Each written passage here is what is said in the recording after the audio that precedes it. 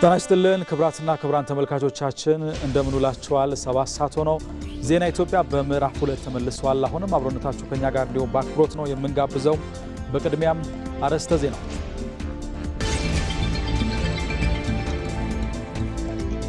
ለክልሎች የሚተላለፈው የጋራ ገቢ መጠን እያደገ መምጣቱን የፌዴሬሽን ምክር ቤት አስታወቀ።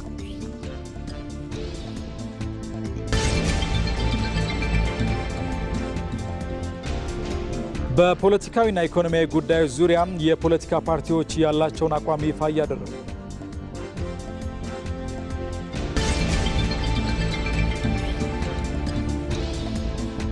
የባህር በርን ለማግኘት የሰጥቶ መቀበል ዲፕሎማሲን መሪ ያደረገችው ኢትዮጵያ በርካታ አማራጮች ለድርድር እያቀረበች ነው።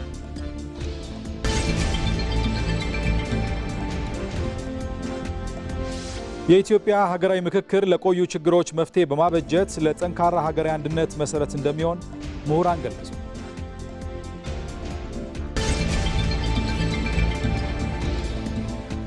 በስፖርት አርሰናል የሰሜን ለንደን ደርቢ በማሸነፍ ሊጉን ዳግም በ5 ነጥቦች ልዩነት በመምራት ጀምሯል።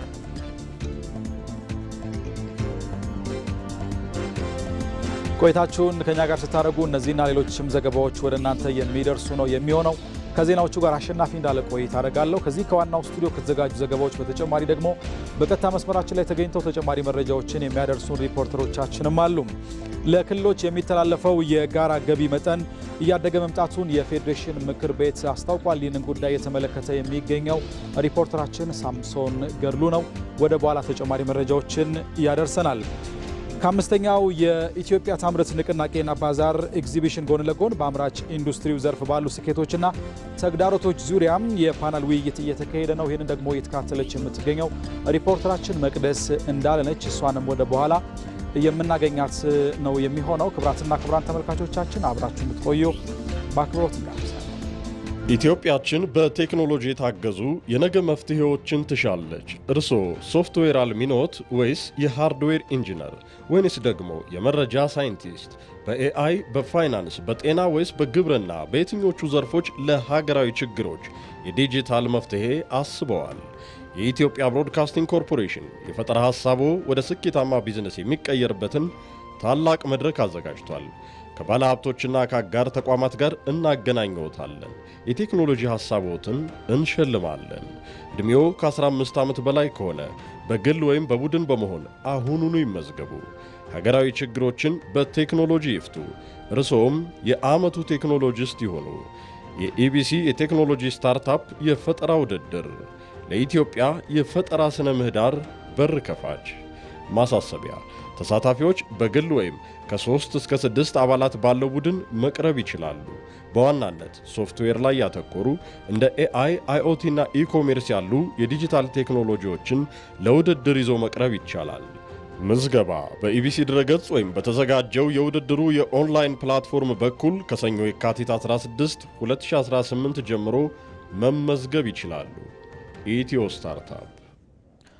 ለክልሎች የሚተላለፈው የጋራ ገቢ መጠን እያደገ መምጣቱን የፌዴሬሽን ምክር ቤት አፈ ጉባኤ አገኘሁ ተሻገር ገለጹ።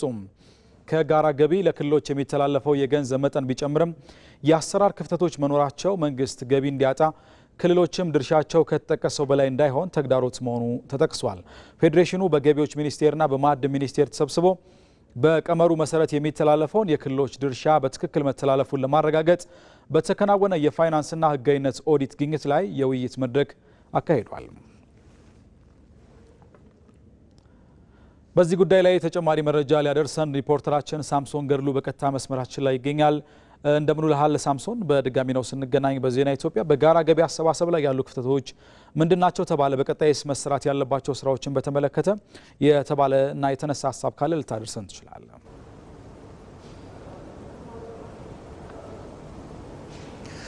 አመሰግናለሁኝ። እንግዲህ ዛሬ እየተደረገ ያለው ይህ መድረክ በማዕድን ሚኒስቴርና በገቢዎች ሚኒስቴር ተሰብስቦ በቀመሩ መሰረት ተሰልቶ ለክልሎች በሚተላለፍ የሀብት ላይ በተመለከተ እንግዲህ በኦዲት ግኝት ላይ እየተደረገ ያለ ውይይት ነው። እንግዲህ ይህ በተለይ ከማዕድን ዘርፍ የሚገኘው ገቢ እጅግ በጣም እንግዲህ ኢትዮጵያ እስከዛሬ ከመጣችበት አንፃር ከፍተኛ ቢባልም አሁን ግን ካለው ሀብት አንፃር ደግሞ ከዚህ በላይ መስራት እንደሚገባ ጭምር የሚያሳይ እንደሆነ ይታወቃል። እንግዲህ በዚህ ረገድ ደግሞ ይህ የተሰበሰበው ሀብት ደግሞ መልሶ ወደ ክልሎች የሚከፋፈልበት አግባብ አለና በዚህ ሂደት ውስጥ ያሉ ተግዳሮቶች ወይም እያጋጠሙ ያሉ ክፍተቶች ምንድናቸው የሚሉ ጉዳዮች ጭምር በዚህ በውይይቱ ላይ ተነስተዋል። እንግዲህ የፌዴሬሽን ምክር ቤት አፈ ጉባኤ አገኘሁ ተሻገር እንዳሉት ከሆነ በተለይ ከዚህ ቀደም ይሰበሰብ ከነበረው ገቢ ይልቅ አሁን ላይ እየተከፋፈለ ያለው ገቢ ከዚህ ቀደም ከነበረው በላይ አሁን ላይ እጅግ በጣም ከፍ ብሎ ከ91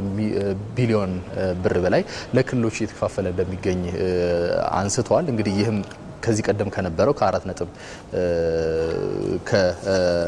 ከ4.2 ቢሊዮን ብር በላይ የማይሻገር የነበረው ገቢ ዛሬ ላይ እንግዲህ ከ91 ቢሊዮን በላይ ተሻግሯል። ይህ እንግዲህ ከፍተኛ ለውጥ ነው ብሎ ማንሳት ይቻላል። ግን ይህ ሆኖ እያለ ደግሞ ሌሎች በመካከል ያሉ ክፍተቶች መኖራቸውን ጭምር ተጠቁሟል። በዚህ ውይይት ላይ በተለይ በዚህ በአሰባሰቡ ሂደት ላይ በተለይ በታች ላይ ተወርዶ ምን ያህል ተቋማት አሉ ወይም ይሄን ማዕድን በማውጣት ረገድ እየተሰሩ ያሉ ምን ያህል ተቋማት አሉ፣ እነዚህ ተቋማት ምንድነው እየሰሩ ያሉት፣ ምን ያህል ገንዘብ ምን ያህል ማዕድን እያወጡ ናቸው ያሉት፣ ይሄንስ በምን ያህል እየሸጡ ናቸው የሚገኙት የሚለውን በማወቅ ደረጃ አሁንም ክፍተቶች መኖራቸውን፣ ስሌቶች አለመኖራቸውን፣ ዝቅተኛ የመሸጫ ዋጋ ጭምር ስሌት አለመኖሩና ይህም እንግዲህ በተለይ መልሶ ወደ ክልሎች በሚተላለፍበት ጊዜ ክፍተቶች እንዲፈጠሩ ወይም ደግሞ ወጥነት እንዳይኖሩ እያደረገ ስለመሆኑ ተነስቷል። እንግዲህ ይህ በተለይ በገቢ ረገድ ከገቢዎች ሚኒስቴር የሚሰበሰባቸው የጋራ ገቢዎችን መልሶ ወደ ክልሎች በቀመሩ በስሌቱ መሰረት በማድረስ ረገድ ይበል የሚያሰኝ ወይም ደግሞ አመርቂ የሆነ ስራዎች እየተሰሩ ስለመሆናቸው ነው አፈ ጉባኤው ያነሱት። ይህ እንግዲህ በሌሎችም ቦታዎች ላይ ደግሞ በይበልጥ ማደግ እንዳለበት ጭምር ተነሷል። በተለይ ክልሎች ከራሳቸው ገቢ አመንጭተው የራሳቸውን ወጪ ከመሸፈን ባለፈ ከነዚህ የጋራ ገቢዎች ደግሞ የሚያገኟቸው ደግሞ ሀብቶች ደግሞ የበለጠ ያደጉ እንዲመጡ ይጠበቃልና በዚህ ረገድ ደግሞ በተለይ በክልሎችና በማዕድን ሚኒስቴር በኩል ያሉ ክፍተቶች እነዚህ ሊሞሉ እንደሚገባ ምክንያቱም ከማዕድን ሚኒስቴር ፍቃድ ተሰጥቷቸው ታች ወርደው የሚሰሩ ተቋማት ክልሎች ጋር ሲሄዱ ደግሞ ክልሎች ለምን ያክሉ ፍቃድ እንደተሰጠ ምን ያክሉ ደግሞ ፍቃድ እንደተነሳ ወይም ፍቃድ እንደተነጠቁ ሁሉ የሚታወቁ ነገሮች የሉምና ግልጽነት ያለው አሰራሮች አለመኖራቸው ክፍተቶች እየፈጠሩ በመሆኑ ሀብቱ በትክክል እንዳይሰበሰብ ጭምር እያደረጉ ይገኛሉ የሚሉ ነገሮች ተነስተዋል። ይህንን ማድረቅ እንደሚገባና ወጥነት ያለው አሰራር ሊዘረጋለት እንደሚገባ ጭምር ተነስተዋል። ከዛ ባሻገር ግን ይህንን ሀብት ሰብስቦ ደግሞ መልሶ ወደ ክልሎችም ሲወርድ ልማት ላይ እንዲወርድ ነውና የሚጠበቀው ክልሎችም ይህንን ሀብት በአግባቡ ሊጠቀሙ እንደሚገባም ጭምር ተነስቷል። ለሰዓቱ ያሉኝ መረጃዎች እነዚህን ይመስላሉ። ሳምሶን ለመረጃዎቹ እናመሰግናለን። ጥሩ ቀን ይሆንልን። የአዲስ አበባ ኢንዱስትሪ ልማት ቢሮ በአዲስ አበባ እየተካሄደ የሚገኘው የኢትዮጵያ ታምርት ንቅናቄ ባዛርና ኤግዚቢሽን ተጠቃሚ እያደረጋቸው እንደሚገኝ አምራቾች ተናገሩ። ከአምስተኛው የኢትዮጵያ ታምርት ንቅናቄ ባዛርና ኤግዚቢሽን ጎን ለጎን በአምራች ኢንዱስትሪው ዘርፍ ባሉ ስኬቶችና ተግዳሮቶች ዙሪያ የፓናል ውይይት እየተካሄደ ነው። በኤግዚቢሽኑ የእንጨትና ብረታብረት፣ የአግሮ ፕሮሰሲንግና ፋርማሲውቲካል፣ የቆዳና ጨርቃጨርቅ እንዲሁም የኬሚካልና ኮንስትራክሽን ግብዓት ውጤቶች በስፋት ቀርበዋል። በዚህ ጉዳይ ላይ ተጨማሪ መረጃ ልታደርሰን ባልደረባችን መቅደስ እንዳለ በቀጥታ መስመራችን ላይ ትገኛለች። መቅደስ እንደምን ውለሻል? ባዛሩ አምራቾችን በምን መልኩ ተጠቃሚ ያደረገ? በፓናሉ የተነሱ ነጥቦችስ የትኞቹ ናቸው የሚለው ላይ ትኩረትሽን አድርጊልን። አመሰግናለሁ አሸናፊ። እንዴት ውላችኋል ተመልካቾች? ቀደም ሲል ጠቆም እንዳደረግከው አንተም በአዲስ አበባ ደረጃ በአዲስ ኢንተርናሽናል ኮንቬንሽን ማዕከል የኢትዮጵያ ታምርት ንቅናቄ ባዛርና ኤግዚቢሽን እንግዲህ ዛሬም በድምቀት እንደቀጠለ እየተመለከትኩ ነበር። ከዚህ ከተካሄደው ባዛርና ኤግዚቢሽን ጎን ለጎንም በተለይ የኢትዮጵያ ታምርት ንቅናቄ ላይ ያተኮሩ የኢትዮጵያ ታምርት ንቅናቄ ስኬቶችና ተግዳሮቶች ላይ ያተኮሩ የፓናል ውይይቶች እየተካሄዱ ይገኛሉ። በዚህ የፓናል ውይይት ላይም አምራቾች በተለይ በቀጥታ ከሸማቾች ጋር እንዲገናኙ እድል እየሰጣቸው እንደሆነ የገበያ ትስስር እየፈጠረላቸው እንደሆነ በዚሁ ውይይት ላይ ተናግሯል። ከዛ ባለፈ በተለይ የሀገር ውስጥ ምርት ላይ ያለውን ህዝባዊ አመኔታም ከመጨመርም ባለፈ በተለይ የሀገር ውስጥ ምርቶች በገበያ ላይ በብዛት እንዲታዩም ንቅናቄው የጎላ አስተዋጽኦ እያበረከተ እንደሆነ አንስተዋል። እንግዲህ ከተማ አስተዳደሩ ዘመናዊ ኢንዱስትሪ መንደሮችን በማስፋፋቱም ለአምራቾች ምቹ የሆነ የስራ ኢንቫይሮንመንት ወይም ምህዳር እንደተፈጠረላቸውም አንስተዋል። በአጠቃላይ እንግዲህ ከተማዋ ከውጭ ታስገባቸው የነበሩ ምርቶችንም በሀገር ውስጥ በዚሁ በከተማዋ መተካት እንደተቻለም ተነስቷል። በተለይ በርካታ አነስተኛ የሚባሉ ኢንዱስትሪዎች ወደ መካከለኛ ኢንዱስትሪዎች በመሸጋገር አገልግሎታቸው ምርታቸውን በማስፋት በርካቶችን በመቅጠር የስራ እድልም እየፈጠሩ እንደሆነ ተነስቷል። እንግዲህ ለአምራቾች ከሚደረገው በመንግስት ከሚደረገው ድጋፍ ባለፈ እንዲህ ያሉ ኤግዚቢሽኖች ከመደረጋቸው ባለፈም የተለያዩ ጥያቄዎች እንዳላቸውም አምራቾች አንስተዋል። በተለይ ከጥሬ ዕቃ አቅርቦት ጋር በተያያዘ ከሰለጠነ የሰው ኃይል ጋር በተያያዘ ከፋይናንስ ችግር ጋር በተያያዘ ጥያቄያቸውን አንስተዋል። አምራቾች በተለይ ከብድር አቅርቦት ጋር በተያያዘ የማይክሮ ፋይናንስ ተቋማትም ሆኑ ሌሎች የአበዳሪ ተቋማት የወለድ ምጣኔው ከፍ እንደሚልባቸውና አምራቾችን የተመለከቱ የተለያዩ አሰራሮችን አበዳሪ ተቋማት ይዘው መምጣት እንዳለባቸው አንስተዋል።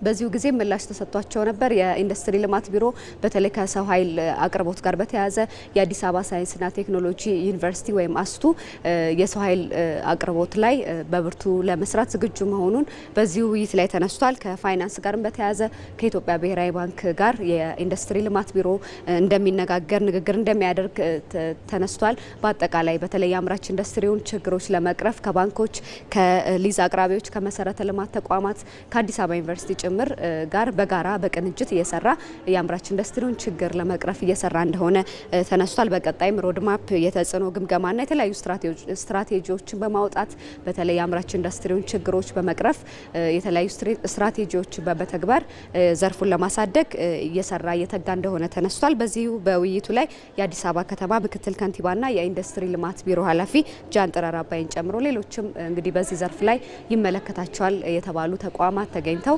የተለያዩ ሀሳቦችን ያንሸራሸሩበት መድረክ ነው ማለት ነው። ለአሁን ያለኝ መረጃ ይሄ ነው። አመሰግናለሁ መቅደስ። ለመረጃዎቹ እናመሰግናለን። ጥሩ ቀን ይሆንልሽ።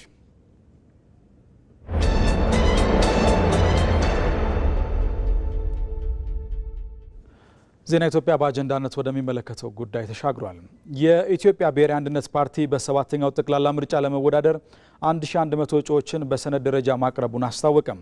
የፓርቲው ሊቀመንበር ዘሪሁን ገብረ እግዚአብሔር የኢትዮጵያ ብሮድካስቲንግ ኮርፖሬሽን የፖለቲካ ፓርቲዎች ራሳቸውን ለሕዝብ እንዲያስተዋውቁ ባዘጋጀው እጅ ከምን መድረክ ላይ ተገኝተው የፓርቲያቸውን ርዕዮተ ዓለምና አማራጭ ፖሊሲ አቅርበዋል። መሐመድ ራህመቶ ምርጫ የተረጋጋና በህዝብ ዘንድ ቅቡልነት ያለው መንግስት በመመስረት ልማትን ለማፋጠን ወሳኝ ምዕራፍ ነው። በኢትዮጵያ ሰባተኛውን ጠቅላላ ምርጫ ዴሞክራሲያዊ በሆነ መንገድ ለማካሄድ ዝግጅቶች እየተካሄዱ ይገኛሉ። የኢትዮጵያ ብሮድካስቲንግ ኮርፖሬሽን የፖለቲካ ፓርቲዎች ማኒፌስቷቸውን፣ ርዕዮተ ዓለማቸውንና አማራጭ ፖሊሲያቸውን ለህዝብ እንዲያስተዋውቁ ለማስቻል እጅ ከምን የተሰኘ መድረክ አዘጋጅቶ እየሰራ ይገኛል። የኢትዮጵያ ብሔራዊ አንድነት ፓርቲ ሊቀመንበር ዘሪሁን ገብረ እግዚአብሔር በዚህ መድረክ በነበራቸው ቆይታ ፓርቲያቸው በሀገር አቀፍ ደረጃ ለመወዳደር እጩዎችን ማቅረቡን ገልጸዋል። ፓርቲያችን ሀገር አቀፍ ነው። በሰነድ ከ1100 በላይ እጩዎች አቅርበናል። በሰነድ ሲስተም አይደለም እያልኩ ያለሁት። ቦርዱ በጠየቀን በሰነድ 1000 ምናምን አቅርበናል። ለክልል ወደ 700 አካባቢ አቅርበናል። ለፓርላማ ደግሞ ለሚደረገው ቀሪውን አቅርበናል ማለት ነው። ይህንን እየሰራን የቆየ ነው። በሁሉም አቅርበናል ከትግራይ በስተቀር ማለት ነው።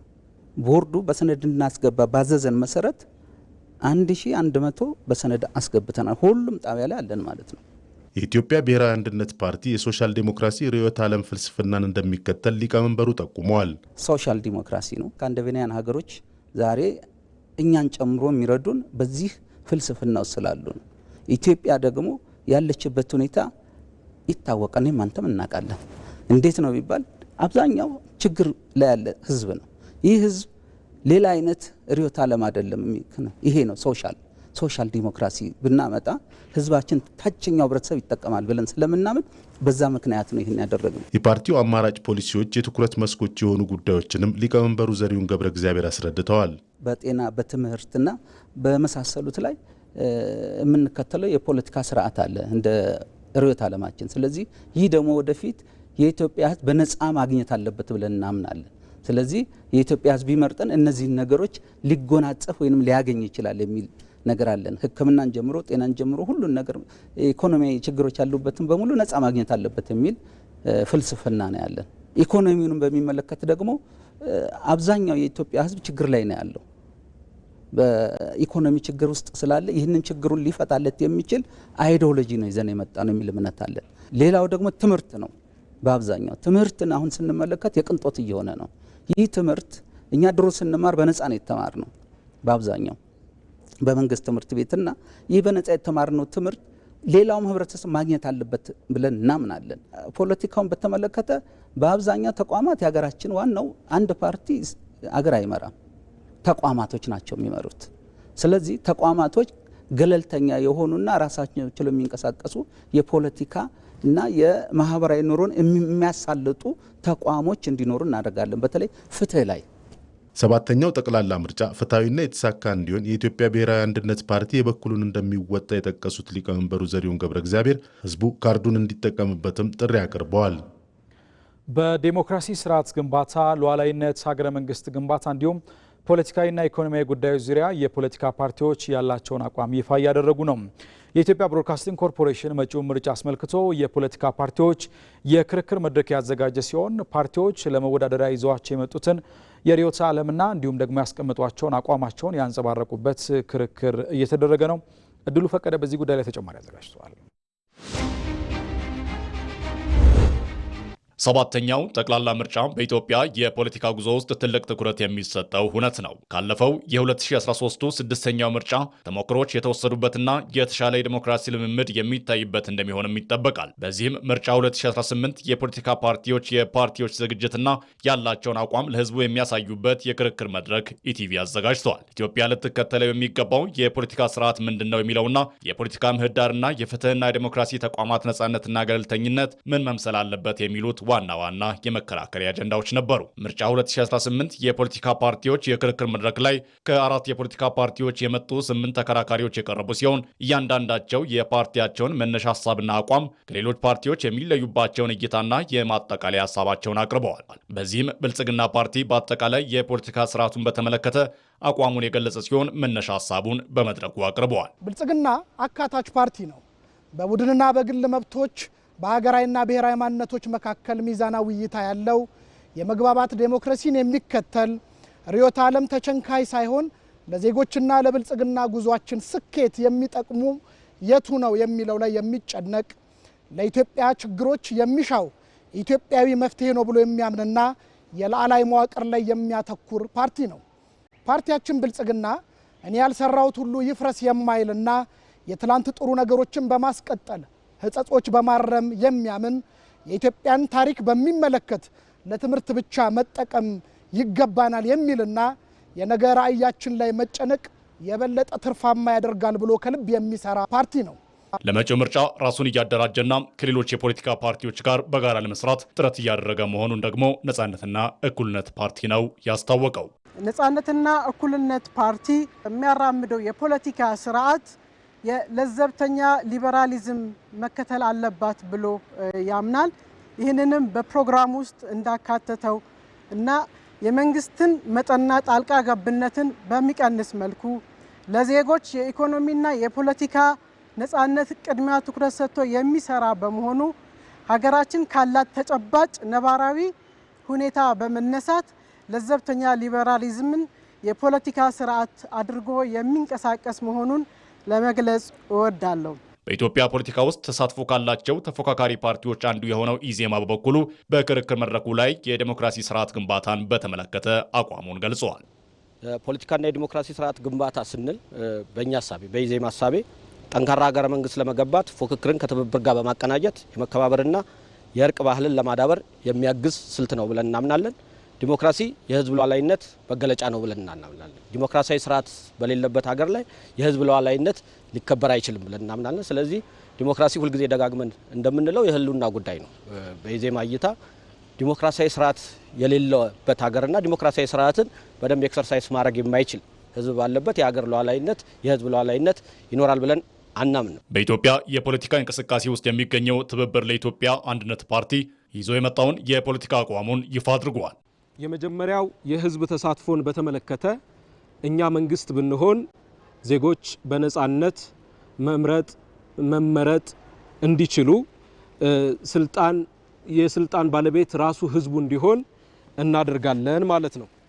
ሁለተኛ ሩል ኦፍ ሎ የምንለው የህግ የበላይነት እንዲኖር በሀገሪቱ ውስጥ የህግ የበላይነት እንዲረጋገጥ እንሰራለን። ሶስተኛ የስልጣን መከፋፈል የሚባለው ለምሳሌ አስፈጻሚው፣ ህግ ሰጪው፣ ፍርድ ቤት እነዚህን በሶስቱ ከፋፍለን በሚገባ እንዲሰሩ እናደርጋቸዋለን። ኢቲቪ መጪውን ምርጫ አስመልክቶ የፓርቲዎች ዝግጅት ምን ይመስላል የሚለውን በተለያዩ መንገዶች ወደ ተመልካቾች እያደረሰ ይገኛል። ይህ የክርክር መድረክም ዜጎች በእውቀትና እውነት ላይ ተመስርተው ነገ ለሀገር የሚበጀውን በምርጫ ካርዳቸው ለመወሰን የሚያስችል ከፍተኛ ግንዛቤ እንዲጨብጡም የሚያግዝ ነው። በኃይልና በጦርነት የስልጣን ባለቤት ከመሆን ይልቅ በዲሞክራሲያዊ ምርጫ መንግስት በመመስረት ለአፍሪካ ተምሳሌት መሆናችን መቀጠል አለበት ሲሉ የአሶሳ ከተማ ነዋሪዎች ገለጹ። ነዋሪዎቹ ለመጪው 7ኛ ዙር ጠቅላላ ምርጫ ይበጀኛል የሚሉትን በመምረጥ ሀገራዊ ኃላፊነታቸው ለመወጣት ዝግጁ ስለመሆናቸው አሳውቀዋል። የነዋሪዎቹን አስተያየት ያሰባሰበው ሪፖርተራችን ጀማል አህመድ ነው፣ እንደሚከተለው ይቀርባል። በፊታችን በግንቦት 24 ላይ ለሚካሄደው 7ኛ ጠቅላላ ምርጫ እኔ እንደ አንድ ዜጋ አስፈላጊውን ዝግጅቴን ተዘጋጅቼበት በሚወጣው ስኬጁል መሰረት ካርድን ወስጄ የሚበጀኝን ያለውበትን የተሻለ የልማት ጉዞ ላይ የሚያዛልጥልን ለመምረጥ ዝግጅቴን ያጠናከርኩ ያለውበትን ሁኔታ ላይ እንዳለው ነው ለመግለጽ የምፈልገው። ገና ምርጫ የመምረጥ እድል አሁን ገና ነው ያጋጠመኝ እና በጣም ደስ ብሎኛል። የምመርጠውን ፓርቲ ለመምረጥ ደግሞ በጣም ዝግጁ ነኝ። እኛ መርጠን እኛ ደስ ብሎን በመረጥነው መንግስት ደግሞ መተዳደር በጣም ደስ ይላል። 7ኛ ጠቅላላ ምርጫ ሁላችንም እንደ ቤኒሻንጉል ጉሙዝ ክልል ወጣቶችም ነዋሪ ማህበረሰብ አጠቃላይ ዝግጅት ላይ ያለ ነው። ለ5 ዓመት የሚያስተዳድረው መንግስት ለመምረጥ ዝግጅት ላይ ነው። እኔም በግሌ ያስተዳድረኛል፣ ይጠቅምኛል፣ ያዋጣኛል፣ ቀጣይ አገሪቷ ወዴት አንድ ቦታ ላይ ለማሻገር ይችላል ብዬ ያስኩት ፓርቲ ይያለው በግለሰብ ደረጃ ማለት ዝግጅት ላይ ነው ያለው። ተዘጋጅቻለሁ። ትልቁ ነገር ስልጣን በኃይል እና በአመጽ ከመያዝ በኮሮጆ ውጤት ብቻ እንደመሆኑን ሁላችን እና የሚመለከተው ማንኛውም ፓርቲ አውቆ በዚህ ልክ ማመን መቻል አለብን ማለት ነው። የአፍሪካ ተምሳሌት ሆነን የአፍሪካ ዲሞክራሲያችን ኤክሰርሳይዝ ማድረግ ይጠበቅብናል የሚል ኮመንት ለማከል ያህል ነው። ከአፍሪካ የተሻለ ማለት ይቻላል። በቃ ኢትዮጵያ አሁን ያደረገው ያለው ከዲሞክራሲያዊ ጋር ተያይዞ ያለው ሁኔታዎችን ምን ይመስላል ስንለው ጥሩ ነገር እንዳለ ነው እኔ በግሌ የተረዳሁትና ምርጫው ሰላማዊ ዲሞክራሲያዊ መሆን አለበት። ስልጣንን ከሆነ በምርጫ መሆን ያለበት እንጂ ግለሰብ ከመሬት ተነስቶ ይሄን ይሆንኛል ምናምን ብሎ ወጣቱን ማይሆን ነገር ለቀስቅሶ ማይሆን ነገር ስልጣን በኃይል መያዝ በፍጹም ይሄንን እንደ ኢትዮጵያ በፍጹም አይመጠነንም ማለት ይችላል። አሁን ያለው የሀገሪቱ ስርዓት በተመለከተ ሁሉም ተካፋይ ወይም ደግሞ ሁሉም ያካተተ መሆኑ ነው ያየነው ያለ ነው። ከፌደራልም እስከ ታች ያለው መዋቅሮች በዚህ ልክ ደግሞ ይሄ ምርጫ በሰላም ተጠናቆ ቀጣይ የሚመጣው አካል ስርዓቱ በዚህ ሁኔታ ሊማታዊ በሆነ አስተሳሰብ እንዲቀጥል የሚል ምኞት ነው ያለው።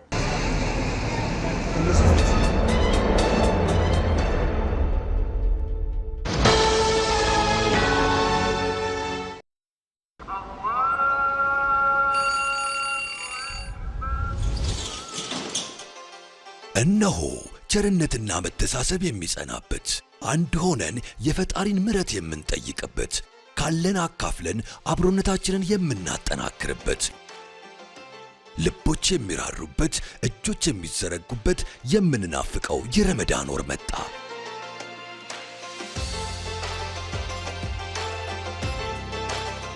የኢትዮጵያ ንግድ ባንክ ለመላው የእስልምና እምነት ተከታዮች እንኳን ለታላቁ የረመዳን ወር በሰላም አደረሳችሁ እያለ ባንካችን ባቀረበላችሁ የዘካ ተቀማጭ ሂሳብ ውስጥ ለይተው ያስቀመጡትን ዘካ ለግለሰቦችም ሆነ ለበጎ አድራጎት ድርጅቶች እንዲተላለፍ ሲያዙን በታማኝነት እናደርስሎታለን። እርሶም የዘካ ተቀማጭ ሂሳብን በመክፈት ግዴታውን ያለ ድካም ይወጡ። ረመዳን ሙባረክ። ሲቢኢ ኑር የተሟላ ከወለድ ነፃ የባንክ አገልግሎት። የኢትዮጵያ ንግድ ባንክ ሁሌም የሚተማመኑበት ባንክ። ተመልካቾች ዜና ኢትዮጵያ እንደቀጠለ ነው። የባህር በር አለመኖር በኢትዮጵያ የንግድ ተወዳዳሪነት ላይ ከፍተኛ ጫና እያሳደረ ይገኛል። ለሎጂስቲክስ የሚባክነው ሀብትና ጊዜ ለገበሬው ምርትና ለኢንዱስትሪው ግብዓት እንቅፋት እንደሆነም ይገለጻል። የባህር በር ለማግኘት ከጎረቤት ሀገራት ጋር የሚደረጉ ውይይቶች ኢትዮጵያ በቀጠናው ላይ የጋራ ልማትና የሰላም ዋስትና እንዲረጋገጥ ያላትን ጽኑ አቋም የሚያሳይ ነው። በዚህ ጉዳይ ላይ ተስፋዬ ለሜሳ ተጨማሪ አዘጋጅቷል።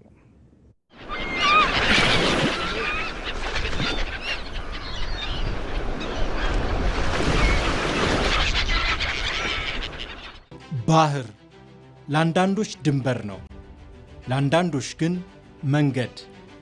ለኢትዮጵያ ግን ይህ ድንበር የሩቅ ዕድል ሆኖባት ቆይቷል። ከ120 ሚሊዮን በላይ ሕዝብ፣ የኢኮኖሚ ግዙፍነት፣ ነገር ግን በሰፊ ምድር ተከባ በባህር የተዘጋች ሀገር።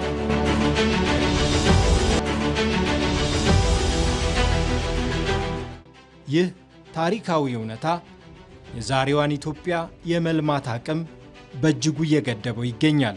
ባህር በር አለመኖር ከጂኦግራፊያዊ ገደብ በላይ የኢኮኖሚ ዕዳ ነው።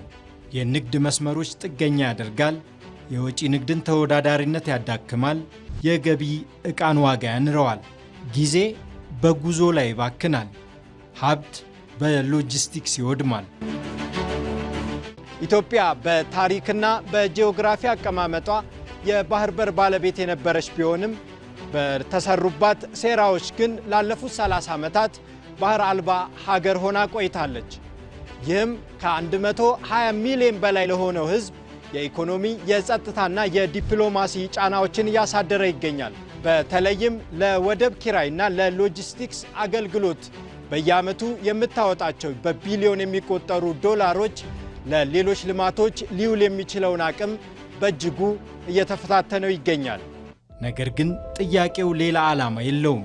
ይህ የኢትዮጵያ የህልውና ጥያቄ በዲፕሎማሲ ሰንሰለት ይፈታል፣ በትብብርም ይመጣል፣ በጋራ ተጠቃሚነት ይረጋገጣል። የባህር በር የሁሉንም ወገን ተጠቃሚነት የሚያረጋግጥ የጋራ የልማት አጀንዳ ነው። እኛ አጀንዳችን ኢኮኖሚያችን እያደገ ነው፣ ህዝባችን እያደገ ነው። ከምጽዋ እስከ ሶማሌ 5000 ኪሎ ሜትር ነው ሲሾሩ፣ ትልቅ ሀብት ነው። ልናለማው አልቻልንም። ሌሎች ናቸው ከሌላ ቦታ መጥተው እንደፈለጉ የሚያደርጉት። ትንሽዬ አክሰስ ጋራንቲ ስጡን። እኛ ከፈረስን ሁላችሁ ጠፋላችሁ። ትልቅ ስለሆነ ጥያቄያችን ይሄ ነው። ይሄ ጥያቄ የገባቸው አሉ፣ ያልገባቸው አሉ፣ እንዲገባቸው የሚጠይቁ አሉ። የእኛ ስራ ማስረዳት ነው። ከኤርትራም ይሁን ከጅቡቲም ይሁን ከሶማሌም ይሁን ከኬንያም ይሁን ለኢትዮጵያ የሚያዋጣት ሰላማዊ ጉርብትና ነው።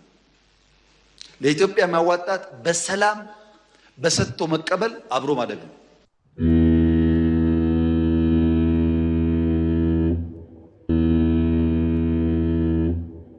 ባህር በር የፖሊሲ ሰነድ ብቻ አይደለም።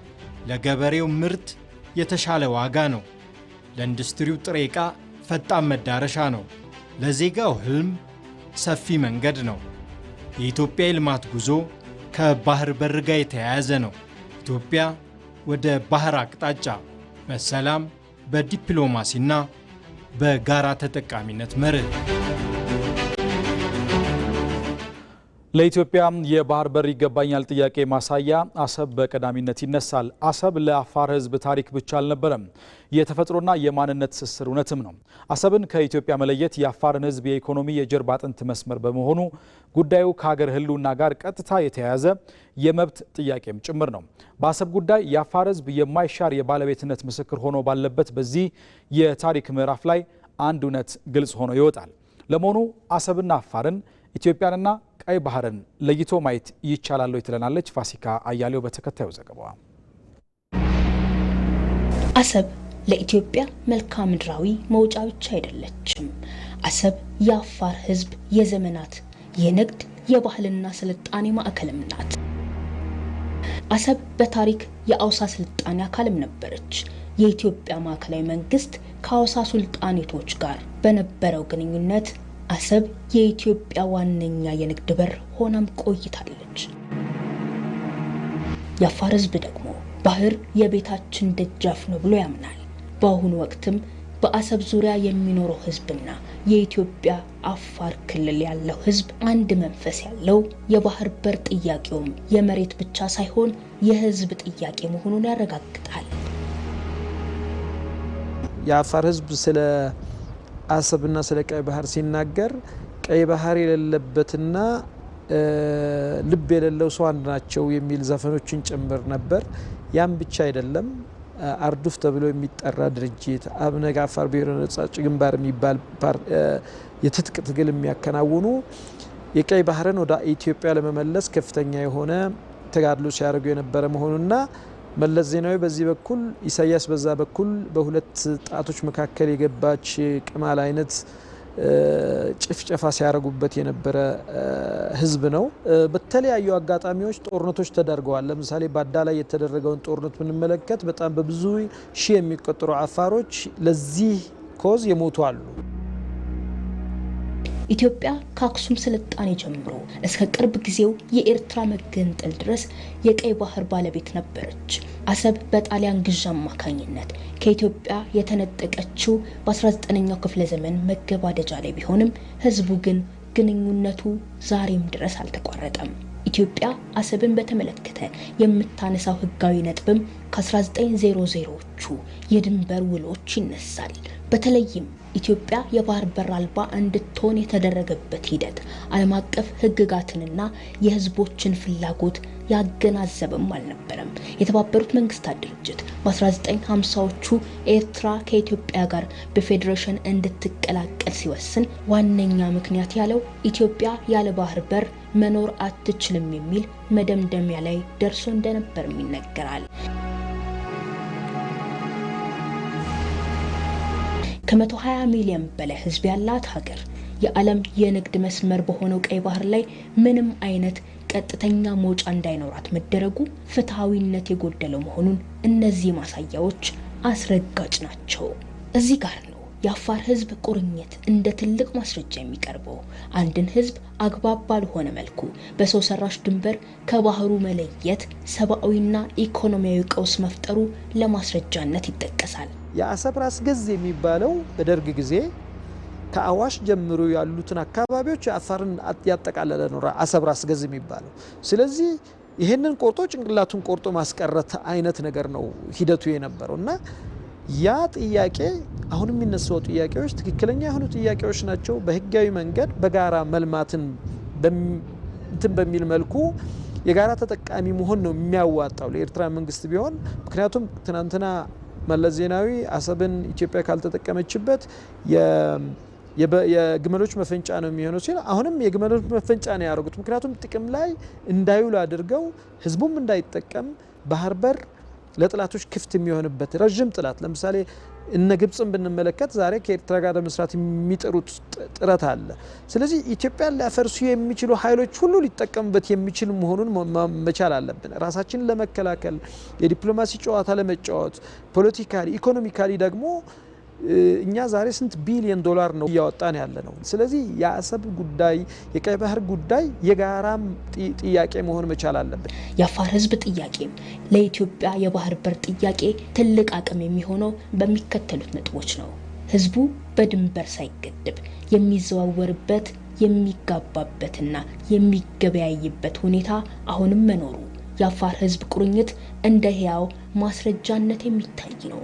ይህ ተፈጥሯዊ ትስስር ከፖለቲካ ድንበር በላይ መሆኑንም ያሳያል። ለአፋር ህዝብ አሰብ የኢኮኖሚ የጀርባ አጥንትም ነው። ኢትዮጵያ አሰብን ስታጣ የአፋር ህዝብም የንግድና የባህል ማዕከሉን አጥቷል። ስለዚህ ጥያቄው የብሔራዊ ጥቅምና የህዝብ ትስስርም ጥያቄ ሆኖ ይመጣል። ኢትዮጵያ የአሰብን ጉዳይ ስታነሳ እንደ ሀገር የመኖር ህልውናን ብቻ ሳይሆን የታሪክ ስህተትን የማረምና የተቆራኘ የቆየ ታሪካዊ አካልንም የመጠገን ጉዳይ ስለሆነም ነው። በዚህ የትውልዱ የባህር በር እናገኝ የሚል የቁጭት ጥያቄ ውስጥ አሰብና አፋር የማይሽር የባለቤትነት ምስክር ሆነው ይቀመጣሉ።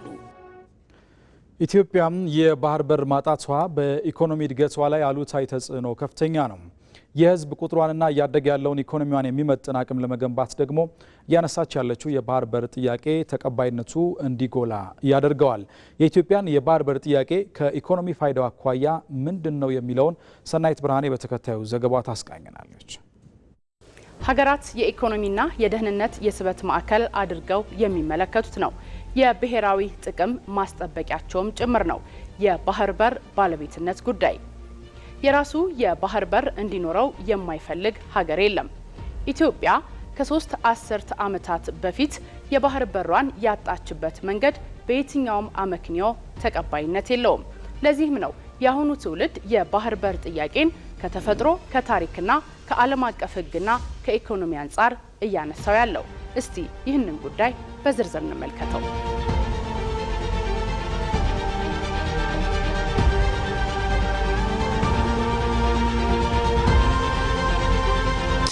በዓለም ላይ 46 ሀገራት የባህር በር የላቸውም።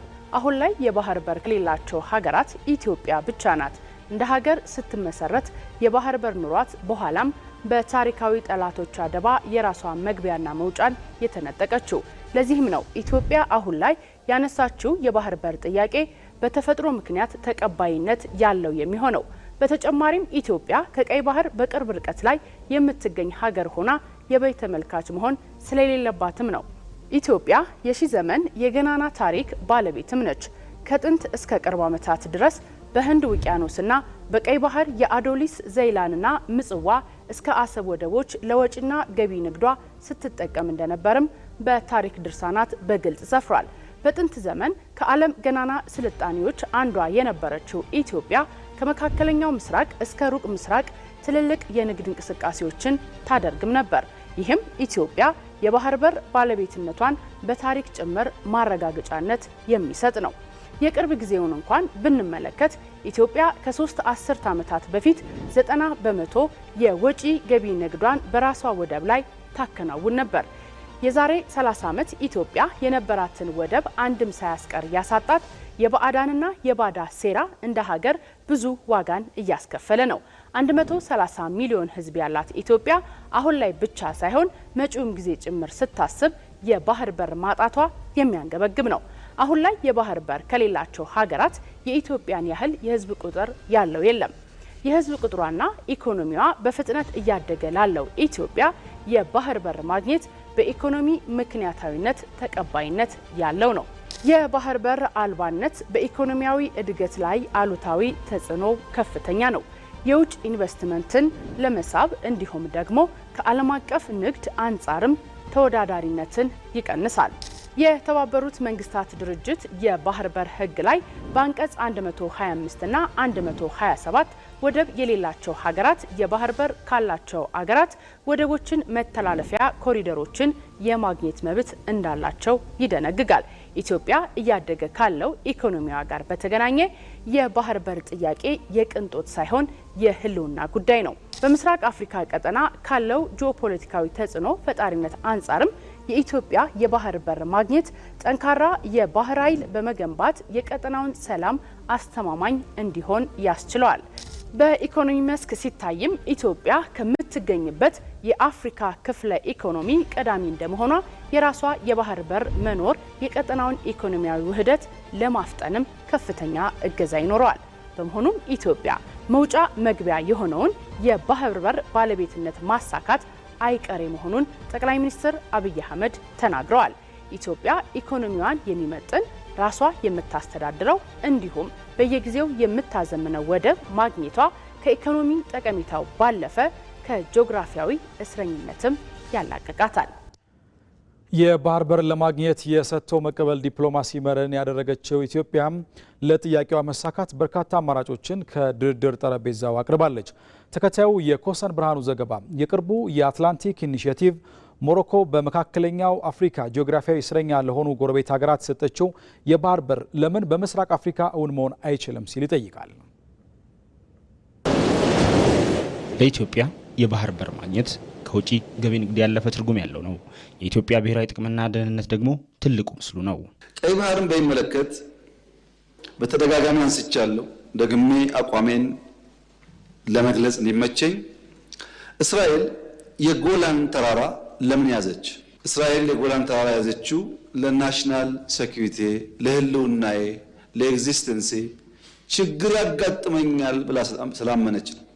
ኢትዮጵያ የባህር አክሰስ አያስፈልጋትም ብሎ የሚያምን አይገባትም ብሎ የሚያምን ሰው አንድ ተፈጥሯዊ ህግ የሳተ ይመስለኛል። ከምጽዋ ጫፍ እስከ ሞቃዲሾ ጫፍ 5000 ኪሎ ሜትር ነው። በጣም ትርፍ ነው። ካለነው አካባቢ በላይ ነው ጥቅሙ። ከ5000 ውስጥ 130 ሚሊዮን ህዝብ ያላት ኢትዮጵያ የጠየቀችው ግን 50 ኪሎ ሜትር ነው። ይሄ ፍትህ ካልሆነ ዓለም ላይ ፍትህ የለም ማለት ነው። ይህ እሳቤ ታዲያ ኢትዮጵያ በመሪዋ ጠቅላይ ሚኒስትር አብይ አህመድ አማካኝነት በተጠናቀቀው 39ኛው የአፍሪካ ህብረት የመሪዎች ጉባኤ ላይ ለዓለም አቀፉ ማህበረሰብ በይፋ መልእክቷን አስተላልፋለች። ሂደቱ ታዲያ የሰጥቶ መቀበል ዲፕሎማሲን በተለያዩ አማራጮች ዋጅቶ አቅጣጫው አድርጓል። የጠየቅነው ደግሞ ገለን ቀምተን አይደለም። የፈለገ ሰው በአፍሪካ ትልቁ ግድብ የኢትዮጵያ ግድብ ነው። ክብር ምስጋና የኢትዮጵያ ህዝብ ይግባና ትልቁን ግድብ ገምቶልናል። ከዛ 15-20% ሼር ወስዶ ለኢትዮጵያ አክሰስ መስጠት ይቻላል፣ በቢዝነስ ህግ ማለት ነው። የለም ግድብ ከበደኝ ከተባለ በአፍሪካ አንደኛው የአየር መንገድ የኢትዮጵያ አየር መንገድ ነው። 5-10-20% ወስዶ አክሰስ መስጠት ይቻላል። ያ ካሁንስ ሊዝ ይቻላል። ያ ካሁንስ የላንድ ስዋፕ ይቻላል። በሰላም በንግግር ይቻላል እና በስምምነት በገበያ ህግ ሳንጠፋፋ አብረን ለማደግ በድርድር እንፍታው ነው። የምስራቅ አፍሪካ ሀገራት ብዙ ሀብቶችን ይጋራሉ። እነዚህ ሀብቶች ደግሞ አንዱን ጂኦግራፊያዊ እስረኛ ሌላውን ነጻ አድርጎ ሊቀጥል የሚችልበት አግባብ የለም። ከ130 ሚሊዮን በላይ ህዝብ ያላት ኢትዮጵያም ጥያቄዋ በጋራ እንልማ እንጂ ጥያችሁ ሊሄድ አይደለም። የኢትዮጵያ መታፈን የኢትዮጵያ በዚህ አካባቢ ጂኦግራፊካል ፕሪዝን የምንለው ነገር በጂኦግራፊ መታፈን መጨረሻ ላይ ኢትዮጵያን ብቻ አይደለም የሚጎዳው፣ የአካባቢውን ሀገሮች ይጎዳል። ከዛ በፊት አብረን ተባብረን እንስራ ነው። ሰጥቶ በመቀበል ሁኔታ ውስጥ ነው አገሮች መኖር ያለባቸው። ከጎረቤት ጋር የምንኖረው ሰጥቶ በመቀበል ነው። ስለዚህ አሁን መስጠት ብቻ ሳይሆን መቀበልም መልመድ አለብን፣ መልመድ አለባቸውም የሚል ሀሳብ ነው ያለው። ስለዚህ ጦርነት አላወጅንም፣ ሀሳብ ነው ያቀረብነው። ሀሳብ ብቻ አይደለም ኦፈር ነው ያቀረብነው። የትላንት የዓለምን ልምድ ትተን ዛሬን ብንመለከት ሀገራት የባህር በርን ለጎረቤት ሀገራት ያጋራሉ። እንደ ኢትዮጵያ ሰጥቼ እንኳን ልቀበል ያላለችው ሞሮኮ ለመካከለኛው አፍሪካ ሀገራት የባህር በርን በነጻ ሰጥታለች። ይህን በምስራቅ አፍሪካ ለመተግበር አይቻልም ማለት ግን ከእውነታው ጋር መጣላት ይሆናል። በሰሞኑ ሞሮኮ የሜዲትራኒያን መከፈት ብላ ለመካከለኛ አፍሪካ ሀገሮች እንዳሉ ማለት ነው በነጻ አክሰስ ቱ ዘ ሲ ሰጥታለች። ይህ አሁን ሞሮኮ ያደረገችው ለቡርኪና ፋሶ ለምናምን እነዚህ መካከለኛ አፍሪካ ያሉ አይደሉ? አሁን እንትን ኢኒሼቲቭ የሚሉት አለ አትላንቲክ ኢኒሼቲቭ ብለው አዲስ ሞሮኮዎች ለነዚህ ሀገሮች እዛ በሚገባ ወደ እነሱ ሀገሮች የሚሄደው የሚቆጣጠሩት የወደብ ቦታ ሰጥተዋል። በነፃ ነው የሚገባው፣ የማይቀረጥ በሞሮኮ ነው የሚያልፈው፣ የማይቀረጥ ማለት ነው። ይሄን ሞሮኮ አድርጋለች። ይሄ እንግዲህ አሁን እየተደረገ ያለ ነው የምንነግራችሁ። ስለዚህ ይሄንን ማድረግ ምስራቅ አፍሪካ ምን አቃተው? ያለን የፖለቲካ ብስለታችን ያሳያል። ኢትዮጵያውያን ዛሬ ትላንት በስህተት ያጡትን የባህር በር ለማግኘት የማንንም ጥቅም ሳይጋፉና የጎረቤት ሀገራትን ሉዓላዊነት ሳይነኩ ነገር ግን የጂኦግራፊ ነጻነታቸውን ታሪክና እውነታን ጠርዘው በሰጥቶ መቀበል መርህ ምስራቅ አፍሪካን በሰለጠነ ፖለቲካ ለመቅዳት ጉዞ ጀምረዋል። አምራች ኃይል የሆነው ወጣት አሰባሳቢ ትርክትን ሊያጎለብት እንደሚገባ የአዲስ አበባ ከተማ ነዋሪዎች ተናገሩ። ለኢትዮጵያ እድገት እያበረከተ ያለው አስተዋጽኦ መጠናከር አለበት ብለዋል። ይድነቃቸው ሰማው አዘጋጅቶታል። ሰይፉ ገብረ ጻዲቅ ያቀርበዋል። በአዲስ አበባ ከተማ ነዋሪ የሆኑት ወጣት ማቴዎስ ብርሃኑና ካምበንቲ ቀደም ሲል ይስተዋሉ የነበሩት ከፋፋይ ትርክቶች ኢትዮጵያ እንደ ሀገር እንዳትጸና ተጽዕኖ ማሳደሩን ያነሳሉ። አብዛኛውን ትርክቶች ያልተፈጠሩ ያላየናቸው ወይም ደግሞ የኛ ዘመን የዚህ ትውልድ ባለቤት ያልሆነበት ነገር ግን ከዚህ በፊት የነበሩ ትውልድ የፈጠረው ወይ ደግሞ ፈጥሮታል ተብሎ የሚታሰብ ሆኖ ነገር ግን በእኛ ዘመን ላይ ደርሶ በዚህ ዘመን ዋና የፖለቲካ መሳሪያ ሆኖ ወጣቱን ሲበላና ሲያጠፋ ነው የቆየው ማለት ነው። እናም አምራች ኃይል የሆነው ወጣቱ ይህንን ሊቀለብስና አሰባሳቢ ትርክትን ሊያጎለብት ይገባል ሲሉም ገልጸዋል። ሁላችንም ለብሔራዊ ጥቅም መከበር በጋራ ልንቆም ይገባልም ነው ያሉት። የጋራ ትርክቶች ሲኖረን፣ የጋራ ሀሳብ ሲኖረን ጉልበት ነው የሚሆነው፣ አቅም ነው የሚሆነው። ኃይላችንን በደንብ አደራጅተን መጠቀም እንችላለን። ያለን ሀብት መጠቀም እንችላለን። ምክንያቱም በልዩነታችን ልክ ባሉት አካባቢዎች ያሉትን ሀብቶች ሼር እየደረግን ተጠቀምን ማለት አንዱ አካባቢ የሌለውን ለሌላው አካባቢ ሼር እያደረገ ተጠቀመ ማለት ድምር ውጤቱ ኢትዮጵያ ማሳደግ የሚለው ሀሳብ ነው የሚመጣው ማለት። ስለዚህ የጋራ ትርክት ሲኖረን፣ የጋራ ሀሳብ ሲኖረን አንድ አይነት አላማና ግብ ይዘን ነው የምንራመደው። የጋራ የሚያደርጉን ጉዳዮች በተለይ እንደ ህዳሴ፣ የባህር በር ጉዳይ እንደዚሁም ደግሞ አድዋ፣ ሌሎችም ደግሞ ኢትዮጵያኖች በጋራ ቆመው በጋራ ያሳኳቸው ጉዳዮች በርካታ ስለሆኑ እነሱን ግንዛቤ መፍጠር እነሱን በደንብ ወደሱ አሰባሳቢ ወደሆኑ ትርክቶች ላይ በጋራ እንዲሰራ የማድረግ ወጣቱን ዋና እንቅስቃሴ ያስፈልጋል። አሰባሳቢ ትርክትን ለማስፋት የተለያዩ ተግባራት እየተከናወኑ መሆኑን የገለጸው የአዲስ አበባ ከተማ አስተዳደር ወጣቶች ማህበር ፕሬዝዳንት በረከት ብርብርሳ የጋራ ሀሳብን ለማጉልበት አቅም መፈጠሩን ይናገራል። አንደኛ ትርክት ምንድን ነው? ሁለተኛ ገዢ ትርክት ወይ ደግሞ የወል ትርክት የምንለው ወዴት ነው የሚመራን? ዋናው ሀሳቡ ምንድነው? ጎሉ ምንድነው? ነጠላ ትርክትስ፣ እነዚህ ከፋፋይ ትርክትስ ምን አይነት ዲስአድቫንቴጆች አላቸው? ምን አይነት ጉዳቶች አላቸው? የትኛው ነው አንድ ላይ ሊያሰባስበንና አቅማችንን፣ ጉልበታችንን፣ እውቀታችንን አንድ ላይ አሰባስበን ለዚህች ሀገር ልማት ለሀገረ መንግስት ግንባታ ውስጥ ውጤታማ ስራዎችን እንድንሰራ የሚያደርገን የትኛው ነው የሚለውን በርካታ ጊዜ ወስደን ከወጣቶች ጋር በርካታ ውይይቶችን አድርገናል። ከወረዳ ጀምሮ እስከ ከተማ ድረስ ለረጅም ጊዜ ውይይት ተደርጎበታል። ስለዚህ የወል ትርክቱ ወይ ደግሞ ገዢ ትርክቱ ሁሉም ሰው ያለውን እውቀቱን፣ ጉልበቱን፣ ጊዜውን አንድ ላይ ስናመጣ ከልዩነታችን ይልቅ አንድነታችን የሚበዛበት ሁኔታ ነው ያለው። ስለዚህ ከዚህ አንጻር ግንዛቤ መፍጠር ስራዎችን ነው የምንፈጥረውና በዛም በርካታ ውጤቶች የተመዘገቡበት ነው ያለው። ወጣቱ ትውልድ የኢትዮጵያን ሁለንተናዊ እድገት ለማሳካት ተሳትፎን ሊያጠናክር እንደሚገባም ነው ያነጋገርናቸው ወጣቶች የገለጹት። የኢትዮጵያ ሀገራዊ ምክክር ለቆዩ ችግሮች መፍትሄ በማበጀት ለጠንካራ ሀገራዊ አንድነት መሰረት እንደሚሆን ምሁራን ገለጹ። ወደ መጨረሻው ምዕራፍ የተቃረበው የኢትዮጵያ ሀገራዊ ምክክር ስኬታማ ሆኖ እንዲጠናቀቅ የሁሉም ወገን ተሳትፎ እንደሚያስፈልግ አመላክተዋል። ሚካኤል ገዙ ኢትዮጵያውያን በከረሙ ችግሮቻቸው ዙሪያ ተመካክረው አዲስ ሀገራዊ አውድ ለመፍጠር እየሰሩ ይገኛል። ወደ ማጠቃለያ ምዕራፉ የተቃረበው የኢትዮጵያ ሀገራዊ ምክክር ሁሉም ኢትዮጵያውያን በሀገራቸው መጻኢ ተስፋ ዙሪያ ተወያይተው ለሀገር ይበጃል ባሉት ሀሳብ ላይ ውሳኔ የሚያሳልፉበት ነው። የጋራ ነገር እንዲኖረን፣ የጋራ አቋም፣ የጋራ ሀሳብ፣ የጋራ ራዕይ፣ የጋራ ምልከታ እንዲኖረን ያስችላል ተብሎ ይታሰባል። እነዚህ ነገሮች ሲኖሩ ደግሞ ቀጥሎ ብዙ አውትፑቶች፣ ማህበራዊ ልማቶች ቀጥሎ ሊመጡ ይችላሉ። ማህበራዊ ልማቶች የሚባሉ ኢኮኖሚያዊ ልማቶች ሊመጡ ይችላል። ከጎረቤት ሀገራት ጋር የሚኖረን ግንኙነት በአንጻራዊነት ጤናማ የሆነ ሊሆን ይችላል።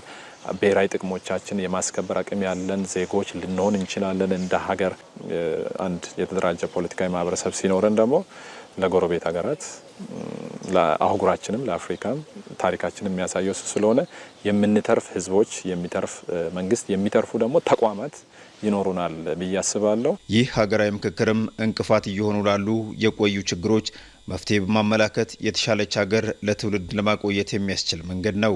ትናንትና ዘግተን ማለፍ ያልቻልናቸው በምክክር በውይይት በተለያየ መንገድ ዘግተን ማረፍ ያልቻልናቸው ነገሮች ዛሬም የጭቅጭቅ፣ የንትርክ፣ የግጭት ጭምር ምክንያት እየሆኑ መጥተዋል ማለት።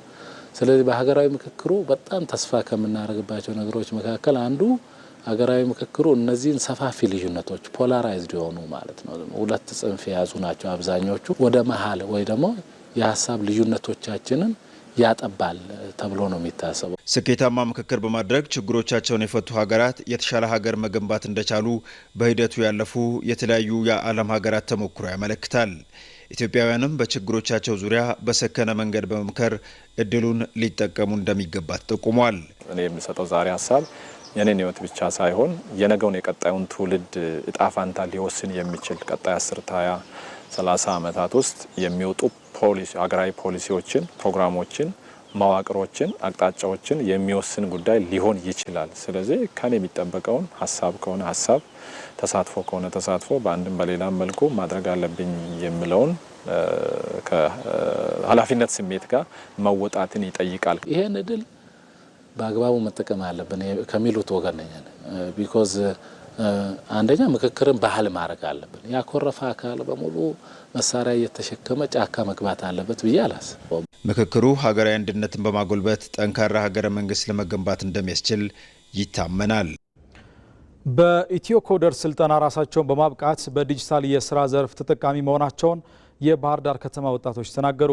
በባህር ዳር ከተማ አስተዳደር ከ15000 በላይ ተማሪዎችና ሰራተኞችን በዲጂታል እውቀትና ክህሎት ማብቃት መቻሉን የከተማ አስተዳደሩ ስራና ስልጠና መምሪያ አስታውቋል። ራይል ፍሬው ተጨማሪ አዘጋጅቷል። ወጣት መዝገቡ አወቀ ይባላል። የባህር ዳር ከተማ ነዋሪ ነው። በባህር ዳር ከተማ የኢትዮ ኮደር ሰልጣኞች አንዱ የሆነው ወጣት መዝገቡ ለተቋማት ዌብሳይቶችን ማልማትን ጨምሮ የዲጂታል ዘርፍ ስራዎች ላይ በማተኮር እየሰራ ይገኛል። ቴክኖሎጂ ላይ አንዳንድ ነገሮች ላይ ነበርና በዛ ቴክኖሎጂ ላይ ዌብሳይት ላይ ሰርች አድርግ አገኘሁትኝ። 5 ሚሊዮን ኢትዮ ኮደርስ ለኔ በጣም ትልቅ እድል ነው የሰጠኝ። የዲጂታል ስራ ዓለም አቀፋዊ ቢሆንም በስፋት ለመሳተፍ የዲጂታል እውቀትና ክህሎት ማነስ ዘርፉን በርቀት እንድንመለከተው አድርጓል የሚለው ወጣት መዝገቡ ያገኘው ስልጠና የዲጂታል አቅሙን በማጎልበት የራሱ ስራ እንዲፈጥር ስለማስቻሉ ይገልጻል። ፕሮግራሚንግና አርቲፊሻል ኢንተለጀንስ ላይ አሪፍ ክህሎት አገኘው። ከዛ ካገኘው በኋላ ዌብሳይቶችን ዲቨሎፕ በማድረግ እንዲሁም ደግሞ አንዳንድ ፕሮግራሚንጎችን የፕሮግራም ላንጉጆችን በመጠቀም ከነ ዴቭስ ፕላስ ፕሮግራም እያደረጉ ነው ያለሁት። ለወደፊት አሪፍ ፕሮጀክቶችን እየሰራው ነው። ለወደፊትም ጥሩ ፕሮጀክቶችን ይዤ ሀገሬ ላይም ተወዳዳሪ ለመሆን እያሰብኩ ያለው ነኝ። በባህር ዳር ከተማ የኢትዮ ኮደር ስልጠናን በጢስ አባይ ኮሌጅ ሲወስዱ ያገኘናቸው ሰልጣኞች ስልጠናው ለአዳዲስ ፈጠራና የህዝብ አገልግሎትን ለማቀላጠፍ አቅም የሚሰጥ ነው ይላሉ። ቴክኖሎጂ ላይ ትንሽ ወደ ኋላ የቀረንን ከሌሎቹ ሀገር አንጻር ስንታይ እና ይሄ ድል ኢትዮ ኮደር መፈጠሩ ጥቅሙ እውቀት እንዲጨምርም አድርጎኛል። እንዲሁም ስሰራው የነበረ በትምህርት ፕሮጀክት ነበር። ያንን እንድሰራ አግዞኛል። ፕሮጀክቴን እንድጨርስ አድርጎኛል። ብዙ ነገር ጠቅሞኛልና እኔ በጣም ጠቃሚ ነው የምለው። አዳዲስ ቴክኖሎጂዎችን እየተጠቀምን አይደለም። ኮምፒውተሩ በየቢሮአችን አለ፣ በየእንተናችን አለ። ግን እነዛን ነገሮች ኢሜል አሁን እንዴት ክሬት ማድረግ እንዳለብን ኢሜል መጠቀም መልመድ መቻል አለብን። ብዙ ጊዜ ኢሜሎችን የሚጠቀም ሰው የለም በመንግስት ተቋም ላይ አልፎ ነው ያለ እና እንደዛ ነገሮችን ብንጠቀም አሁን እዚህ ስንመጣ እየተቸገርን ስለሆነ እነሱንም እንደዛው ስለሆነ በምንችለው መጠን ኮምፒውተራችን አሁን ላይ ኮምፒውተርም ስልክም ከሁሉም እጅ ላይ ነው ያለና ቴክኖሎጂዎችን ከመጥፎ ነገሮች ወደ መልካም ነገር ብንጠቀማቸው። በኮሌጁ የሳይበር ሴኩሪቲ ዲፓርትመንት ኃላፊ አበበ ደሴ ኢትዮ ኮደርስ በተቀየረችው ዓለም ንቁ ተዋናይና ተጠቃሚ መሆን ታላቅ እድል በመሆኑ ሁሉም ሊጠቀምበት እንደሚገባ ያነሳል። እያየ ነው አይደል? ሁሉም ነገር ከዌብ ዲቨሎፕመንት የሚወጣ ስራ የለም። ሁሉም ነገር ከሲስተም ስራ የሚወጣ ነገር የለም። ሁሉም ነገር ከሶፍትዌር አክሰስ ውጭ የሚወጣ ስራ የለም። አሁን እያየ ነው። ምንም አሁን መመልከት እንችላለን። በጣም ዲጂታል ባንኮች አሉ፣ ቨርቹዋል ባንኮች አሉ። ግብይቶች ስቲል እንኳን እያየናቸው አይደል? ሲስተም ተኮር ናቸው። ስለዚህ ከዚህ አንጻር ኢትዮ ኮደር መምጣቱ እንደ ኢትዮጵያውያን ስንመለከተው የኢትዮ ኮደር ስልጠና መምጣቱ ለሀገሪቱ በጣም አስፈላጊና ጠቃሚ ነው ብዬ ነው የማስበው። የባህር ዳር ከተማ አስተዳደር ስራና ስልጠና መምሪያ ኃላፊ ዘመን አሰፋ ከ15000 በላይ ሰልጣኞች የዲጂታል እውቀትና ክህሎታቸውን ይዘው ወደ ራሳቸው ስራ ፈጠራ ተሰማርተዋል ይላሉ። በ2017 ዓ.ም ነው እንደ ባህር ዳር ከተማ የጀመርነው። በ2017 ወደ 7000 አካባቢ የሚሆኑ ወጣቶችን፣ መንግስት ሰራተኞችና የተለያዩ የማህበረሰብ ክፍሎችን በመንግስትና በግል ኮሌጆች እንዲሰለጥኑ ማድረግ ችለናል። በሁለቱም በ2017 እና 2018 ዓመት ከ15000 በላይ የሚሆኑ ወጣቶች በዚህ መንገድ ሰልጥነው ሰርቲፊኬት አግኝተው ተጠቃሚ መሆን የቻሉ አጠቃላይ የዲጂታል ኢትዮጵያን እቅድ ለማሳካት እንቅስቃሴ እያደረጉ ያሉ ወጣቶችና መንግስት ሰራተኞች ናቸው ያሉት። እንዳየሹ ፎካሎችን አዘጋጅተናል በከተማ ደረጃ። ለዚህ ደግሞ የሚያስፈልግ ኮምፒውተሮችና የተለያዩ የኢንተርኔት ሰርቪሶችን አዘጋጅተናል። ይሄ ደግሞ በባህር ዳር ፖሊቴክኒክ ኮሌጅና በተለያዩ የግል ኮሌጆች ስልጠናው እንዲሰጥ ነው እያደረግን ያለ ነው። በከተማ አስተዳደሩ በተያዘው ዓመትም ከ13000 በላይ ሰልጣኞችን ለማብቃት እየተሰራ ነው። ለኢቲቪ ራሄል ፍሬው። በመጨረሻም ስፖርት። አርሰናል የሰሜን ለንደን ደርቢን በማሸነፍ ሊጉን ዳግም በ5 ነጥቦች ልዩነት በመምራት ጀመረ። በፕሪሚየር ሊጉ 27ኛ ሳምንት አርሰናል ቶተንሃምን፣ ሊቨርፑል ኖቲንጋምን ሲያሸንፍ ሰንደርላንድ በፉላም ተረቷል። ዮሴፍ ሹምዬ። በከፍተኛ መናጥ ውስጥ የነበረችው መርከብ አሁን መጠነኛ መረጋጋትን አግኝታለች። ኤብሪቺዜና ቪክቶሪያ ኮሬጅ በኤምሬትስ የነገሰውን ጭንቀት ረገብ እንዲል አድርገውታል። መድፈኞቹ የከተማ ተቀናቃኛቸውን ከመቅጠማቸው በፊት የፕሪሚየር ሊጉ የደረጃ ሰንጠረዥ ግርጌ ላይ በሚገኘው ወልቨርሃምፕተን ነጥብ ጥለው ራሳቸውን ከፍተኛ ጫና ውስጥ ከተው ነበር። በትናንቱ የደርቢ ጨዋታ ነጥብ መጣል ደግሞ ማንቸስተር ሲቲ ተስተካካይ መርሃ ግብሩን አሸንፎ መሪነቱን እንዲቆጣጠር መፍቀድም ነበር። የማይክል አርቴታ ስብስብ ግን ይህ እንዲሆን አልፈቀዱም። በለንደን ደርቢ ከመጀመሪያው ጀምሮ ጫና በመፍጠር የተጫወተው አርሰናል በኤብሪቺዜ የ32ኛው ደቂቃ ግብ መሪ መሆን ችሏል። ነገር ግን ደስታቸውን ገልጸው ሳይጨርሱ ኮሎሙዋኒ የዴክላን ራይስን ስህተት ተጠቅሞ ቶትንሃምን በ34ኛው ደቂቃ አቻ አድርጓል። መድፈኞቹ በሁለተኛው አጋማሽ በከፍተኛ ቁጭት ጨዋታውን ሙሉ ለሙሉ መቆጣጠርም ችሏል። እዚህ ላይ የቶትንሃም ደካማነትም ጎልቶ ይታይ ነበር። ቪክቶሪያ ኮሬጅ በ47ኛውና በ94ኛው ኤብሪቺዜ ደግሞ በድጋሜ በ61ኛው ደቂቃ ግቦችን አስቆጥረው አርሰናል የደርቢውን ፍልሚያ 4-1 በሆነ ውጤት አሸንፏል። ማንቸስተር ሲቲ ተስተካካይ መርሃ ግብሩን እስኪያከናውን ድረስ ቢሆንም ልዩነቱን ዳግም ወደ 5 ከፍ አድርጎም ሊጉን መምራቱን ቀጥሏል። አሰልጣኝ ማይክል አርቴታም ከጣፋጩ ድል በኋላ ያለፉት 72 ሰዓታት ለእኛ ፈታኝ ነበሩ፣ ዛሬ ከመጀመሪያው እስከ መጨረሻው ያሳየነው ነገር ግን እጅግ አስደናቂ ነበር ሲሉ ገልጸዋል። በአንጻሩ ቶትንሃም መንሸራተቱን ቀጥሏል። በደርቢው መፎካከር የተሳነው ቡድኑ ከ27 መርሃ ግብሮች 7ቱን ብቻ አሸንፎ 16ኛ ደረጃ ላይ ይገኛል። በእርግጥ አርሰናልም ቢሆን ጣፋጭ ድል ይቀዳጅ እንጂ ከ22 ዓመታት በኋላ የሊጉን ዋንጫ ከፍ ለማድረግ መድፈኞቹ ማሻሻል ያለባቸው ክፍተቶች ነበሩ። መድፈኞቹና የፕሪሚየር ሊጉ ዋንጫ እንዳይገናኙ ፈተና እንዳይሆን የሚያሰጋው አንደኛው ግብ አስቆጥረው ደስታቸውን ገልጸው ሳይጨርሱ ዳግም የሚቆጠርባቸው ሁኔታ ነው። ትናንት ምሽት በኤብሪቺዜ ግብ መሪ ከሆኑ በኋላ ጨዋታው ወደ አቻነት ለመመለስ የወሰደበት ጊዜ 2 ደቂቃ ብቻ ነበር። በ2026 ብቻ አርሰናል በሁሉም ውድድሮች ግብ ካስቆጠረ ከ10 ደቂቃዎች ባነሰ ጊዜ 10 ግቦች ተቆጥረውበታል። ሌላው የመድፈኞቹ የቀጠለው ድክመት ደግሞ በግለሰብ ስህተት የሚቆጠሩ ጎሎች መብዛት ነው። ትናንት ዴክላን ራይስ የፈጸመውን ጨምሮ አርሰናል በጥቃቅን የግል ስህተቶች ተደጋጋሚ ጎሎች ይቆጠሩበታል። ከቼልሲ፣ ማንቸስተር ሲቲ እና ኒውካስትል ጨምሮ በቀጣይ በሚያደርጓቸው 10 ቀሪ የፕሪሚየር ሊጉ መርሃ ግብሮችም እነዚህን ክፍተቶች መድፈን ለሊጉ ሻምፒዮንነት እንደሚያበቃቸው ይጠበቃል። በሌላ የሊጉ መርሃ ግብር ወደ ሲቲ ግራውንድ አቅንቶ ኖቲንግሃምን የገጠመው ሊቨርፑል በጭማሪ ደቂቃ በተቆጠረች ግብ 1-0 አሸንፏል። አሌክሲስ ማካሊስተር የቀዮቹን የማሸነፊያ ግብ በ97ኛው ደቂቃ ከመረብም አሳርፏል። ውጤቱን ተከትሎ ሊቨርፑል በ45 ነጥቦች 6ኛ ደረጃ ላይ ሲቀመጥ ኖቲንግሃም ከወራጅ ቀጠናው በ2 ነጥቦች ብቻ ርቆ 17ኛ ደረጃ ላይ ይገኛል። ፉልሃምም ወደ ስታዲየም ኦፍ ላይት ተጉዞ ሰንደርላንድን 3-1 ረቷል። በጨዋታው ራውል ሄሚኔዝ 2፣ አሌክስ ኢዮቢ ደግሞ 1 ግቦቹንም አስቆጥሯል። ክሪስታል ፓላስም በኢቫን ጉስ 1 ብቸኛ ግብ ወልቨርሃምፕተንን 2-1 አሸንፏል። የፕሪሚየር ሊጉ የ27ኛ ሳምንት የመጨረሻ ጨዋታ ዛሬ ሲደረግ ማንቸስተር ዩናይትድ ከሜዳ ውጪ ኤቨርተንን ይገጥማል። ቀይ ሰይጣኖቹ ወደ 4ኛ ደረጃ ከፍ ለማለት በሚያደርጉት ጨዋታ ሜሰን ማውንት፣ ማቲያስ ደሊት እና ፓትሪክ ዶርጉን በጉዳት ምክንያት አያገኙም። አሰልጣኝ ዴቪድ ሞይስም ቢሆኑ አጥቂው ጃክ ግሪሊሽን በጉዳት አይጠቀሙም። ጨዋታውም ምሽት 5 ሰዓት ሲል ይጀምራል። ተመልካቾች ከኢትዮጵያ ቴሌቪዥን በቀጥታ ስርጭት ወደ እናንተ ሲደርስ የቆየው ዜና ኢትዮጵያ በተከታተላችሁት መንገድ ተጠናቋል። ከዜናዎቹ ጋር አሸናፊ እንዳለ ከእናንተ ጋር ቆይታ አድርጌያለሁ። ዳይሬክተራችን አማኑኤል አስመላሽ፣ የዜና ኢትዮጵያ አዘጋጅ መታሰቢያ ደረጀ እንዲሁም ደግሞ የስቱዲዮና የስርጭት ባለሙያዎችም ከኛ ጋር የጋራ ቆይታ አድርገዋል። ጥሩ ቀን ይሆንላችሁ።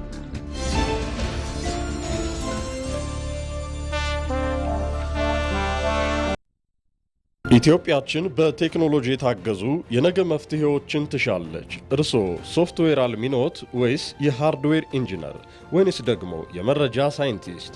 በኤአይ፣ በፋይናንስ፣ በጤና ወይስ በግብርና በየትኞቹ ዘርፎች ለሀገራዊ ችግሮች የዲጂታል መፍትሄ አስበዋል?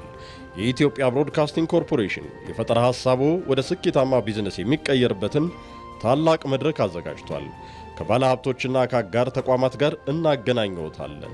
የቴክኖሎጂ ሐሳቦትን እንሸልማለን። ዕድሜው ከ15 ዓመት በላይ ከሆነ በግል ወይም በቡድን በመሆን አሁኑኑ ይመዝገቡ።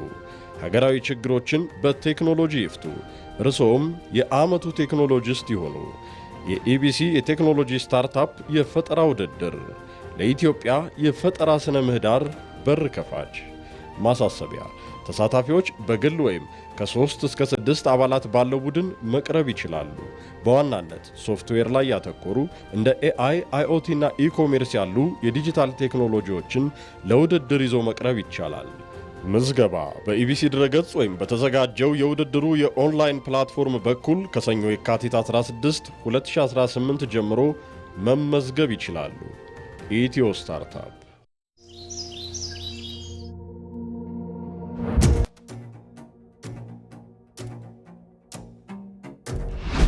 የሀሳብ አልባ ፖለቲከኞች ግብ ሀገር አይደለም፣ ግብ ትውልድ አይደለም። ያልተገባ ሀብት ማከማቸት ነው። ያልተገባ ኃይልን መያዝ ነው። ያልተገባ ክብር ፍለጋ ነው። ሐሳብና ሰው፣ ሰውና ተቋም ማገናኘት ነው የመደመር ቀመር። የመደመር መንግስት የሐሳብ ፖለቲካ ነው የሚያካሂደው። የሚከለከል ፓርቲ፣ የሚከለከል ሐሳብ የለም። የሐሳብ ፖለቲካ መድረኩ ክፍት ነው።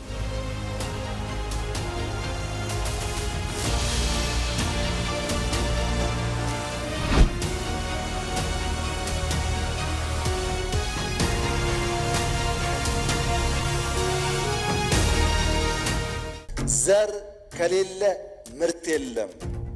የብልጽግና ዘር ሐሳብ ነው።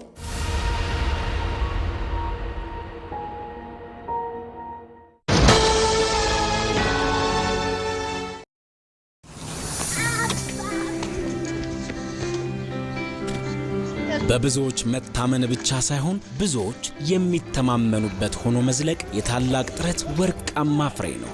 ላለፉት 50 ዓመታት ለደህንነታችሁ አስተማማኝ ዋስትና እያቀረብን ከትውልድ ትውልድ ተሻግረናል። ለህልሞቻችሁ መከታ፣ ለቤተሰባችሁ ደህንነት አለኝታ፣ ለንግድ ለንብረታችሁ ብርቱ መተማመኛ እየሆንን የነገን ዋስትና ዛሬ ላይ እያጸናን በያላችሁበት ተደራሽ ሆነን ፈጣኑን የመድን አገልግሎት ማቅረባችንን ቀጥለናል። በልባችሁ ደህንነትን፣ በፊታችሁ ላይ ፈገግታ